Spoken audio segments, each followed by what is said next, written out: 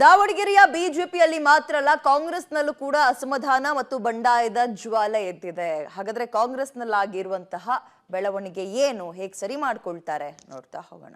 ದಾವಣಗೆರೆ ಕಾಂಗ್ರೆಸ್ನಲ್ಲಿ ಶಮನವಾಗದ ಬಂಡಾಯ, ಕೈ ನಾಯಕರಿಗೆ ಕಂಟಕವಾದ ವಿನಯ್ ಕುಮಾರ್. ದಾವಣಗೆರೆ ಲೋಕಸಭಾ ಕ್ಷೇತ್ರದಲ್ಲಿ ಕಾಂಗ್ರೆಸ್ ಬಂಡಾಯ ಇನ್ನೂ ಶಮನವಾದಂತೆ ಕಾಣುತ್ತಿಲ್ಲ. ಕಾಂಗ್ರೆಸ್ನಿಂದ ಈ ಬಾರಿ ವಿನಯ್ ಕುಮಾರ್ ಸ್ಪರ್ಧಿಸಲು ಎಲ್ಲಾ ತಯಾರಿ ಮಾಡಿಕೊಂಡಿದ್ರು.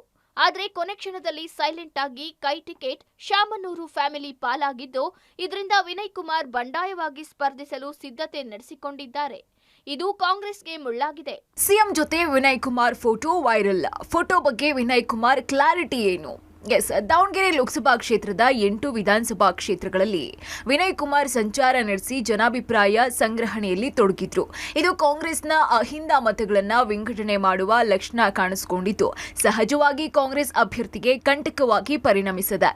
ಅದರಿಂದ ಬಂಡಾಯದ ಬಾವುಟ ಹಾರಿಸಿರುವ ವಿನಯ್ ಕುಮಾರ್ ಜೊತೆ ಸಿಎಂ ಸಿದ್ದರಾಮಯ್ಯ, ನಿರಂಜನಾನಂದಪುರಿ ಸ್ವಾಮೀಜಿ, ಎಸ್ಎಸ್ ಮಲ್ಲಿಕಾರ್ಜುನ್ ಸಭೆ ನಡೆಸಿ ಮನವೊಲಿಕೆಗೆ ಮುಂದಾಗಿದ್ದಾರೆ. ಇತ್ತ ಈ ಎಲ್ಲಾ ನಾಯಕರ ಜೊತೆ ವಿನಯ್ ಕುಮಾರ್ ಇದ್ದ ಫೋಟೋ ವೈರಲ್ ಆಗ್ತಾ ಇದ್ದಂತೆ ಇತ್ತ ದಾವಣಗೆರೆಯಲ್ಲಿ ಕಾಂಗ್ರೆಸ್ ಬಂಡಾಯ ಶಮನವಾಗಿದೆ ಎನ್ನುವ ಸುದ್ದಿ ಹರಡಿದ್ದು, ಇದು ಚರ್ಚೆಗೆ ಗ್ರಾಸವಾಗಿದೆ. ಇನ್ನು ವಿನಯ್ ಕುಮಾರ್ ಫೋಟೋ ವೈರಲ್ ಆಗ್ತಾ ಇದ್ದಂತೆ ವಿನಯ್ ಕುಮಾರ್ ವಿಡಿಯೋ ಮಾಡಿ ಗೊಂದಲಗಳಿಗೆ ತೆರೆ ಎಳೆದಿದ್ದಾರೆ. ಯಾವುದೇ ಕಾರಣಕ್ಕೂ ಬಂಡಾಯ ಶಮನ ಆಗಲ್ಲ ಅಂತ ಕ್ಲಾರಿಟಿ ಕೊಟ್ಟಿದ್ದಾರೆ.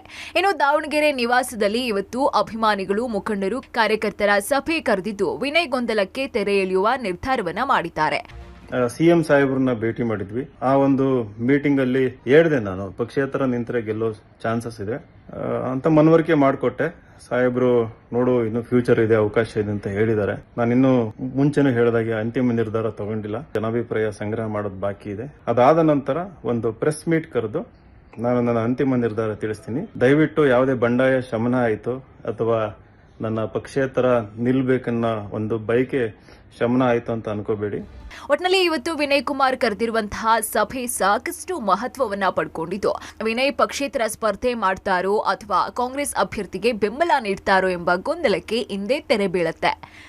ಪುನೀತ್ ಆಪ್ತಿ, ಪಬ್ಲಿಕ್ ಟಿವಿ, ದಾವಣಗೆರೆ.